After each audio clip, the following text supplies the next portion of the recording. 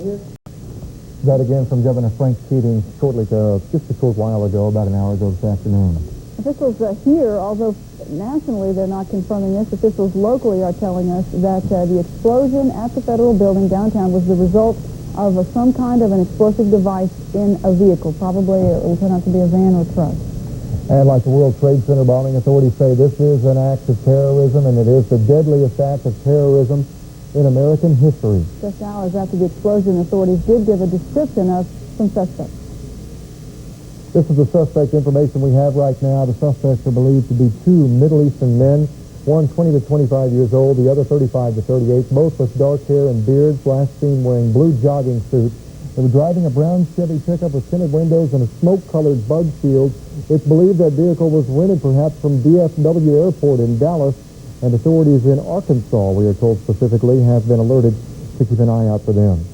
Federal officials across the nation were not taking any chances after the blast here in Oklahoma City today either. Federal buildings in several states were evacuated today, including the building in Rochester, New York. Police said that somebody phoned in a bomb threat just hours after the blast in downtown Oklahoma City. The building in Rochester is home of many federal agencies like the FBI and the Secret Service. Police found no bomb after a 3-hour search of the building.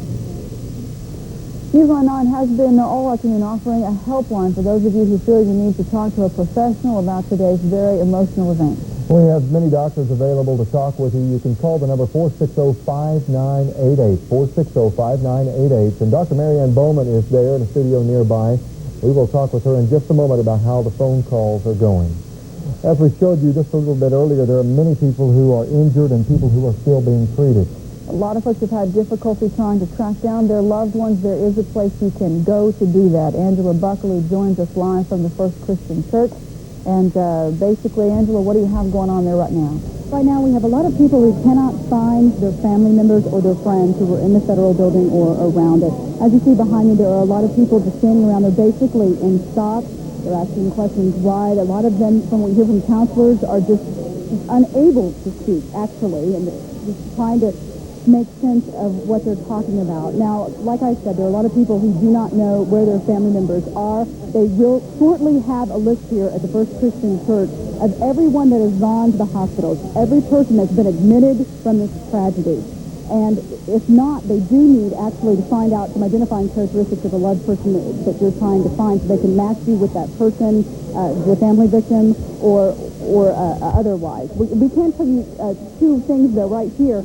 Marilyn Travis, who was in the federal building, she is a victim. She's at St. Anthony's Hospital, and her family needs to go to St. Anthony's Hospital. Marilyn Travis is a victim. She's at St. Anthony's Hospital. Also, Robert Chipman is at University Hospital. His family needs to go there.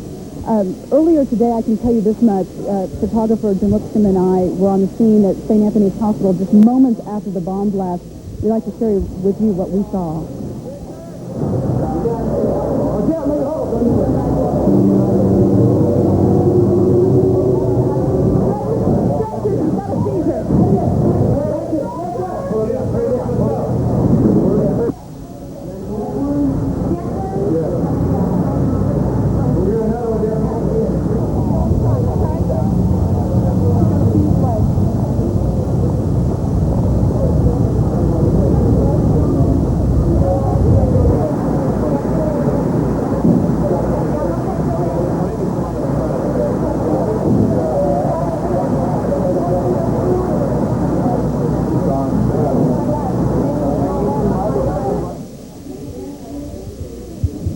Tears here at the First Christian Church at Northwest 36th and Walker, but if you cannot find your family member, you do need to come here because they will shortly be getting a list of everyone who is in hospitals around the metro area. You need to come here at the First Christian Church. Back to you. And we should point out also, Angela, that they have folks on hand. I think you said this, but let's reiterate that they do have counselors on hand to help folks cope with whatever news they get once they get down there. Again, that's 36th and North Walker at the First Christian Church. And some of the most disturbing news certainly has been that 17 children, all believed to be in a daycare operation down in that federal building. 17 children have been confirmed dead. The number could go higher as far as kids. 20 people in all, and that number is certain to go higher because they know they have more bodies in the rubble. Oklahoma's medical specialists, though, they've had their hands full all day. They have done just an amazing job. They really have. We've got to give them credit. one of those who was out there helping the injured in this explosion early today at Baptist Hospital is our own Dr. Mary Ann Bowman, and she joins us now here from the Helpline 9 phone bank. Dr. Bowman? Thank you, Jennifer. Yes, we have had a tremendous number of calls coming in that we've been answering. Kids, adults, people they can't find, people who have friends, people who should have been at the building and weren't, with all of the fears that they have.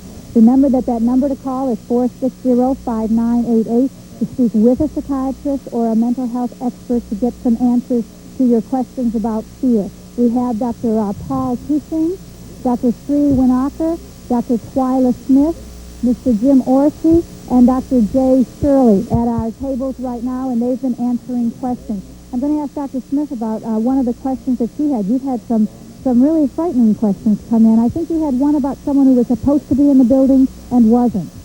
A lady that called was feeling very guilty about not having been in the building, wondering if maybe by her being in the building that would have saved someone else's life, and dealing a lot with survivor's guilt. In reality, her being in the building would not have changed anybody else's life except her own and her family. So I think dealing with the reality and helping her refocus that her life is valuable, that it's important for her to focus on doing something she can do something about. She said she'd gone and given blood today, and I think that was a very healthy, positive thing for her to do, and allowing her to go on with her life. The other thing that she said she thought she would do this evening would be go to church and pray for those that she could. And certainly each person in the community is working and trying to find, to do something we can do something about. That's why we're here. That's exactly right. And believe me, we are doing a lot of preventive mental health at this particular time. I know that Dr. Winokur had a question from someone who runs a youth group at a church, wondering what to tell his young people. Their ages were 12 to 18. Is that what they were? What kind of advice did you give that director? What should you tell young people about what's going on? I asked him to really let them ventilate their feelings, and first of all find out if some of their loved ones are injured or are in more serious trouble as a result of this disaster, and then be able to talk about the feelings associated with that, grief, and also if there is a mourning, and also the panic and the injuries that they may have suffered. And if any of those children had been close to any of these incidents, they could talk about it today and support each other in the youth group. And he should be a group leader and be supportive to them. Thank you. As you can see, we need to talk. We all need to talk about this and talk about the fears. Back to you, Kelly and Jennifer. Okay, thank you very much, Dr. Bowman. Continue to man those phones in there, and I'm sure many more calls are going to be coming. We do want to go right now to a live picture from Ranger 9. We want to show you what the scene looks like right now if we can. We do not have that shot. Oh, it is not a live. It's a tape shot, but it is from just a short while ago. This is what the scene looked like. That is a federal building on the northern edge of downtown Oklahoma City. That, believe it or not, was once the front side of a federal building until 9:04 this morning. You see there the yellow portable light generators that they put up so that they can continue to work. I would expect they'll be trying to perhaps light it up a little better than that to get through the night, but we'll see. These pictures were the first we were able to get because there was a 5-mile restriction imposed by the FAA throughout the day to keep everybody clear of that scene. We also want to mention today, folks around the country, what we have done here on Newscast here and the coverage we've had all day has been broadcast to many of the major cities across the country, and CNN has picked it up occasionally. And to any of those affiliates out there across the nation who are carrying us right now, we want to say thank you. The outpouring of support and help has been tremendously heard in San Antonio. The blood banks are overflowing. So that's good. On that subject, I believe Tammy Payne is standing by. She's got some information on how you can help if you're out there wanting to do something. Tammy? Yes, we know many of you are at home wanting to do something, and of course one of them is not to go downtown. And we know you're wanting to pitch in because we have taken countless calls here in the newsroom, individuals not only concerned about family, friends, but those who they don't know anybody downtown, and they just want to pitch in and help. Well, here's what you can do.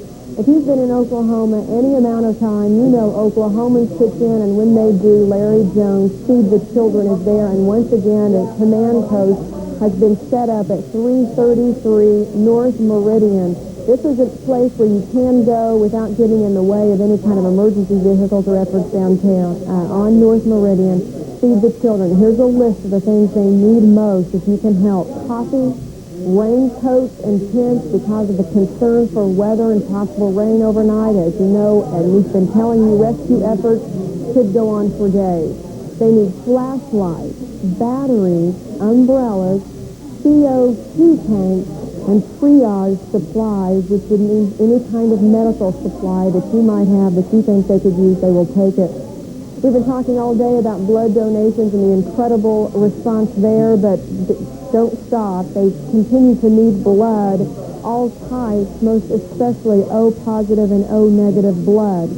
We've also gotten word FEMA, Federal Emergency Management officials, will be in place by 7:30 tonight in Oklahoma City. For those of you who need that type of help, they will be on hand, as well as, of course, Red Cross posts set up across Oklahoma City. So again, 333 North Meridian, coffee, raincoats, flashlights, batteries, tents, umbrellas, CO2 tanks, and triage supplies if you can help. Back to you guys. Okay, thank you, Tammy. Good work. Oklahomans came out in droves to give a hand to the helpless victims of today's explosion. The lines curled around the building at this blood donor center in Portland. Folks even left their jobs early and stood in line for what we're told were hours. The Oklahoma Blood Institute says they'll be extending their business hours today. And across town at the Red Cross, folks brought out supplies to help the victims and their families. The spirit of Oklahoma certainly showing through after today's tragic morning. Officials at the Red Cross here in the state are asking for your financial help in this time of need, and if you want to help, you can call the Red Cross. There's an easy number, 1-800-HELP-NOW, or you can just drop your check by their headquarters at 6th and Lincoln. And as always, when you have any kind of a national disaster or international disaster, if you don't know what else to do, you can always send some money to the Red Cross, because they will put it to you. And earlier this afternoon, throughout much of the afternoon, Newsline 9's Gary England was on the phone to the command center down near the shattered building, giving them updates on what was going on with what looked like could be some severe weather, and we're thankful that that didn't happen downtown. The cold air has stayed in here, which has been good. And there's severe thunderstorms in Texas with tornadoes, and there's a tornado watch for southern Oklahoma. But the good thing that's happening, the thunderstorms are coming up in the cold air in Oklahoma, and then they're dissipating or weakening. Now, we take a look at Doppler 9000, and you'll see those storms went over Oklahoma City and to the east, and they took over around Holdenville and Ada and such. So some heavy thunderstorms in there. More thunderstorm and rain activity to the west, and tornadic activity is down in Texas south of the warm front. Fortunately, we're staying in the cold air, but there's going to be some showers and thunderstorms around. Let's check the lightning. We'll see how it looks. At any one moment, you'll see 10 minutes of lightning on the screen into the area to our east and the area to our west increasing across western Oklahoma. And at the southern edge where lightning is, we have had some tornadoes reported with those particular cells there. But most likely they'll move into this cool air and weaken again. At least that's our plan at the present time. I'll take a quick look at the weather computer now. In current conditions, 42 in Guymon to 68 at Idabel. The winds are increasing out of the east somewhat, and about 10 to 20. And it looks like what will happen tomorrow, this system will shove on to the east. There's probably still be some rain around in the morning, but during the day tomorrow, conditions will clear up somewhat. We'll have westerly winds across the state, 10 to 20, kind of gusty at times. Precipitation will move to our east. There will be another storm system coming down, but right now it looks like let's go at 20% probability on Thursday, tomorrow, and a high of 70, kind of windy. You can see windy for the next several days. Friday will be warmer, then turning quite a bit cooler with northerly winds on Saturday, Sunday, and Monday. There could be more precipitation in there, but right now that's the way it looks. And I think the rescue crews will be hopeful that they don't get it, because they say it could be several days that they're still working to get through this building. It's one of the problems we could have tomorrow, the winds could increase quite a bit. Right now we're only going 10 to 20, but we watch them really carefully. We might take a quick look at our written forecast, and can't do it? Okay. Well, I basically tell you what it is. Okay. All right. And we want to, I'm sure that the folks down there appreciated it. Got a lot of help from you guys today, trying to figure out what was going to happen weather-wise. Thanks, Gary. Oklahoma City's federal office building, the scene of what is the deadliest terrorism act ever in our country. Let's take a live picture right now. There it is, the Alfred P. Murrah building at 5th and Robinson. The northern one-third of it speared off what is being described as an extremely powerful car bomb. Right now, there are 20 people confirmed dead, 17 of those children. Some 300 are hurt, but the number of dead is sure to rise because we are told there are dead in the rubble, and they are trying to get to some others who are apparently trapped inside the building. And of the 300 who are injured, we're told that 58 were in critical condition when they were transported, and there will probably, in all likelihood, despite the best efforts to save them, we may have some more casualties there. And we should point out that with as many as 900 people possibly being inside of this building today, when that bomb went off, we don't have any idea how high the numbers will go. We do want to give you kind of an idea of what we're talking about. This is a very big building, if you've ever been. This is a 9-story building. We put together a graphic that kind of shows you where it's located in downtown Oklahoma City. So there's your aerial shot. In a minute, so you can see it highlighted there. The building in the front is the Alfred P. Murrah Federal Office Building. The building behind it, the Federal Courthouse. Apparently there was a bomb in a vehicle parked in the street, is what we're being told by local authorities. It exploded and sheared off about a third of that building.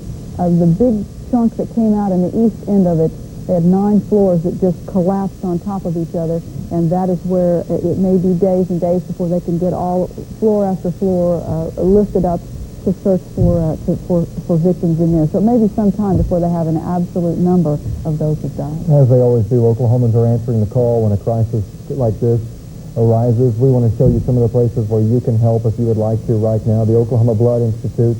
The main number is 297-5700, or better yet, you can just go there. It's about a mile north of south of the state capitol on Lincoln Boulevard. The blood center up to the northern part of town is at 5105 North Portland, and up in Edmond as well, 3434 South Boulevard. We're told what they really need is O positive and O negative right now. Here's some other Blood Institute places that you can check in with, and wherever you live in the community. We know people as far as south of San Antonio watching the coverage today said, hey, we want to be a part of this, and they showed up at their local blood center to give, and whether they use it here, it's always good to have this blood on hand. O positive, O negative, A negative, AB negative. They really have told us wherever you are, whatever you have, they'll take it. Those are the ones that they're specifically in need of, and they would appreciate your help. When the bomb went off at about 9:04 this morning, Newsline 9's Heidi Browning was at the Oklahoma City Police Station, which is about 3/4 of a mile away.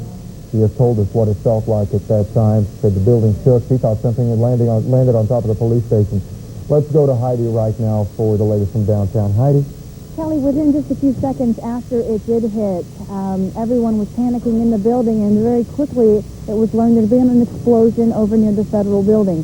I was able to get in my own car, and because streets were not yet blocked off, I was able to park very close and got out and found myself in the middle of all the smoke and all the panic. That was within the first few minutes after the explosion, and so there were people running around.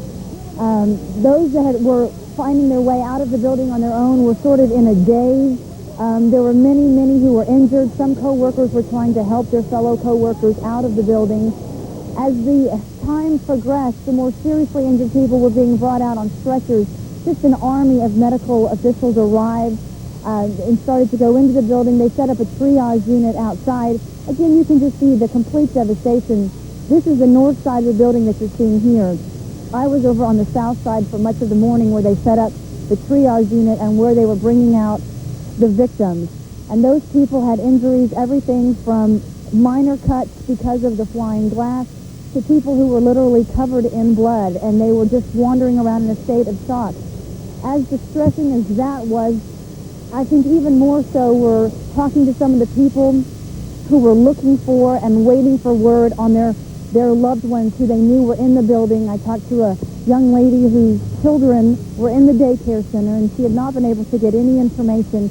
We now are hearing very bad news about the number of children who died at that daycare center. She was still trying to get some information earlier, and of course everyone was doing what they could, but there was chaos and people were running around. It was very hard for anybody to get any information there at the scene. Kelly? One of the things that really caught all of our attention earlier this morning was the fact that we had multiple scares, that there were other explosive devices in the building. And you may have addressed that just a moment ago. I'm sorry, we're getting a lot of instructions here. But earlier in the afternoon, you told us what it felt like to be so close to the building and all of a sudden have authorities tell you, get away, we found another bomb. Yes, that was one of the most frightening things I've ever had happen to me in my life. We were, as I said, on the south side of the building. A large number of emergency officials had just gone in. They were starting to step up their efforts to get some of the more critically injured people out. When all of a sudden I looked up and just a stream of people, of medical technicians were all running out of the building. We knew something was up. It didn't take long before we heard someone say, "Bomb, there's another bomb, get out of the way." Here you can see people running. It was very frightening. We ran for several blocks and stopped, and then they backed us up again, and they backed us up again. I think we ended up going about 8 blocks from the actual building. And some of the medical personnel, they didn't even want to leave. They were trying to treat people, and they were looking for their other coworkers as they were running down the street. It took quite a while this afternoon because we all got pushed so far back. It took a while before they were able to step their efforts back up to get inside and to try to rescue those still inside the building. It becomes an emotional thing. Even though you're out there doing your job, it also becomes sort of emotional. I know you had an interesting interview with a couple of troopers who were inside, and they were talking about how hard it was for them to leave the building and leave victims behind when the second bomb scare hit. Yes, and as you know, that was just one of several that happened later in the day, and so people continually had to leave. And at the time of the first bomb scare, when we knew there was a second device in the building, just shortly before that had happened, I could see from where I was standing, I could look up and see people standing in the shattered, the remnants of the building, standing at what used to be a window, which was now a gaping hole, standing and waving for people, trying to get attention to have someone come up to them. And so I know that there were people waiting to be rescued right at the time when everyone had to run away. And so hopefully those people were able to get out a little later. Our understanding is they got everybody out that was alive, so that's the good news. All right, Heidi, thank you. 4:20 Oklahoma time, President Clinton came on with a news conference and a very strong and angry statement about what had happened here in Oklahoma City. Let's take a look at that. It was an act of cowardice, and it was evil. The United States will not tolerate it, and I will not allow the people of this country to be intimidated by evil cowards. I have met with our team, which we assembled to deal with this bombing, and I have determined to take the following steps to assure the strongest response to this situation. First, I have deployed a crisis management team under the leadership of the FBI, working with the Department of Justice, the Bureau of Alcohol, Tobacco, and Firearms, military and local authorities. We are sending the world's finest investigators to solve these murders. Second, I have declared an emergency in Oklahoma City, and at my direction, James Lee Witt, the director of the Federal Emergency Management Agency, is now on his way there to make sure we do everything we can to help the people of Oklahoma deal with the tragedy. Third, we are taking every precaution to reassure and to protect people who work in or live near other federal facilities. Let there be no room for doubt. We will find the people who did this. When we do, justice will be swift, certain, and severe. These people are killers, and they must be treated like killers. Finally, let me say that I ask all Americans tonight to pray. To pray for the people who have lost their lives. To pray for the families and the friends of the dead and the wounded. To pray for the people of Oklahoma City. May God's grace be with them. Meanwhile, we will be about our work. Thank you. President Clinton at about 4:20 Oklahoma time. We do want to tell you a programming note. At 7 o'clock, CBS will be originating a special one-hour program from here in Oklahoma City about the blast today at the Federal Building downtown. We will have that for you. We'll also be here locally because some of the best reports, most thorough reports are coming from here in Oklahoma City, so we will be here to augment whatever CBS has. We want to recap that we have 20 people confirmed dead after this explosion at the Federal Building downtown, the most deadly terrorist act in U.S. history. 300 people at least injured by the best counts that we can give you from the local hospitals. 58 of those were critical when they were transported, and we have to tell you that 17 of the 20 known dead were children in a daycare center inside that federal building. We are going to leave you with, or give you a few minutes here. We're going to show you some video from earlier today, and we will be back in just a moment with more.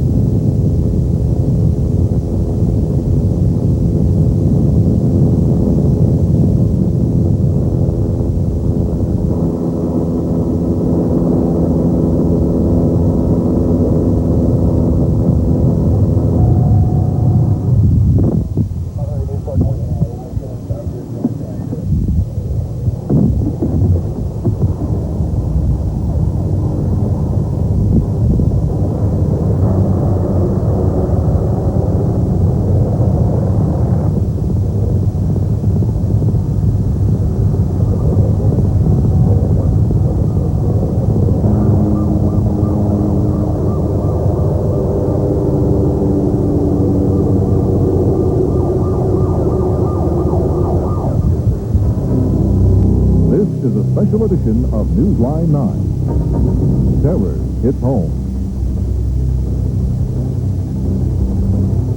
Fire on the ground. The most deadly act of terrorism in American history turned